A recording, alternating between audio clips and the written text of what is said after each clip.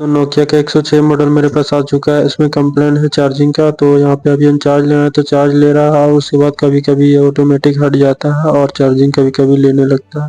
तो कस्टमर का कहना है इसका जैक खराब है और ये इसमें जैक है वो वाटर डैमेज हो चुका था, तो हम पीछे का ढक्कन वगैरह खोल लेंगे और इसका चार्जिंग जैक चेंज करेंगे। तो यहाँ पे 6 स्क्रू है उसको भी कम्प्लीटली हम खोल लेंगे और स्क्रू ड्राइवर की सहायता से। अब यहाँ पे हम सारा जैक खोल लिए है नट को, इसको हम बाहर निकालेंगे पीछे ढक्कन को। अब यहाँ पे डिस्प्ले के साइड से पीछे जो ढक्कन है और आगे का कीपैड में जो लाइट लगा हुआ है उसको हटा लेंगे। यहाँ पे ये सारा पीछे का ढक्कन मैग्नेट है, ये स्पीकर रिंगर ये सब हटा लेंगे, निकाल लेंगे बाहर मदरबोर्ड को।